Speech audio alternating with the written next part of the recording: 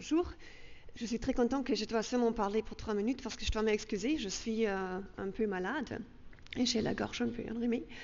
Avant de vous présenter la Convention de l'UNESCO sur la protection du patrimoine subaquatique, je tiens à remercier Vocation Patrimoine, pas seulement pour l'invitation pour aujourd'hui, mais aussi pour avoir installé la première bourse pour le patrimoine subaquatique pour de jeunes archéologues qui veulent étudier l'archéologie subaquatique et où il va avoir le premier lauréat ce soir en coopération avec la UNESCO. Moi, je veux bien vous présenter la Convention sur la protection du patrimoine subaquatique. C'est une convention de la UNESCO qui est proposée à ses États membres et à tous les États pour trouver un moyen de travailler ensemble dans l'archéologie subaquatique et dans la protection des sites, pas seulement dans la Méditerranée, mais naturellement partout dans le monde. Voilà. La convention, qui s'appelle aussi la Convention de 2001, parce qu'elle a été adoptée en 2001 par les États membres de l'UNESCO, est un traité international ayant pour but la protection du patrimoine culturel subaquatique, n'importe où il se trouve. Elle ne modifie pas les zones maritimes, elle ne réglemente pas la propriété des biens culturels, qui est important à savoir. C'est un traité qui est fait pour protéger le patrimoine. Pour le moment, elle a 31 États parties. Le but de cette convention est surtout d'obtenir une protection complète du patrimoine culturel subaquatique. Ça veut dire pas seulement dans les eaux territoriales de différents États, mais aussi au-delà, dans les eaux internationales, qui est un novum parce que vous savez peut-être que c'est très difficile de protéger un patrimoine qui n'est pas dans le territoire immédiat d'un État. Cette convention tient à harmoniser la protection du patrimoine subaquatique avec celle du patrimoine sur Terre. Elle fixe le principe de base, veut dire le principe de protection, fournit un système de coopération entre les États et propose des directives pratiques pour le traitement et la recherche de tel patrimoine pour les archéologues, mais aussi pour les autorités nationales. La convention comme telle comprend un texte principal et une annexe. Importante pour tous les archéologues est dans cette annexe les règles relatives aux interventions sur le patrimoine culturel subaquatique. Ça veut dire qu'est-ce qu'il faut considérer avant d'intervenir sur un site. Comme je dis, la Convention propose des principes principaux, veut dire il faut préserver le patrimoine culturel subaquatique. Elle recommande une préservation in situ avant la récupération. Naturellement, la récupération du patrimoine, quand ce patrimoine est en danger, reste possible, mais la Convention dit, pensez bien avant que vous mettez quelque chose dehors de l'eau, est-ce que vous êtes bien capable d'assurer la conservation?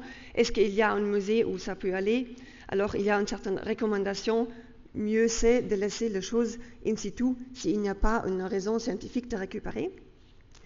La Convention exprime un refus de l'exploitation commerciale, veut dire une intervention pour, par exemple, récupérer une cargaison précieuse. Et naturellement, qui est important, elle aussi encourage la formation et le partage de l'information. Pour le thème d'aujourd'hui, c'est important de savoir que la Convention encourage aussi l'accès responsable du public au site.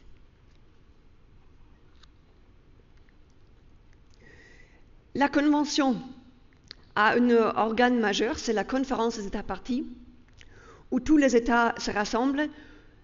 On a bien vu, les 2 premières conférences des États parties ont eu lieu, que ce ne sont pas seulement les États parties, pour le moment les 31, qui se rassemblent, mais aussi tous les autres États qui sont intéressés dans l'archéologie subaquatique, dans le bon management des sites, et on a bien l'impression que le nombre des États parties va fortement augmenter en futur.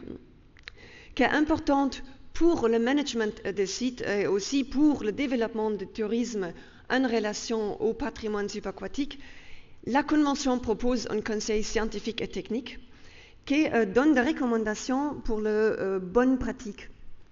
On va avoir la première réunion de ce conseil cette année, en juin, où il y a aussi question de comment promouvoir l'accès du public, la connaissance, la prise de connaissance du public, mais en même temps obtenant quand même une sécurisation de site.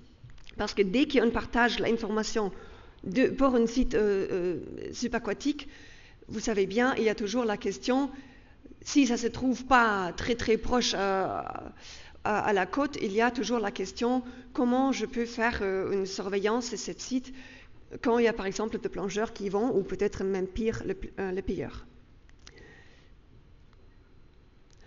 Il y a aussi naturellement des autres activités de la UNESCO dans le domaine de l'archéologie subaquatique, dans le management de sites subaquatiques. On tient à promouvoir la protection du patrimoine, de partager le savoir et aussi promouvoir la connaissance dans le grand public.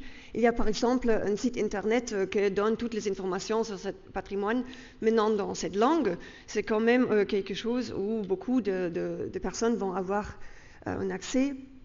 On encourage des projets d'accès du public au patrimoine subaquatique en prenant toujours entièrement en compte les problèmes de la sécurité. On s'occupe aussi de la formation des archéologues, naturellement en coopération avec des universités.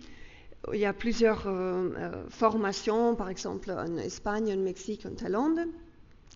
Et on donne naturellement aussi à nos États parties et aussi États membres une assistance à l'adaptation de législation.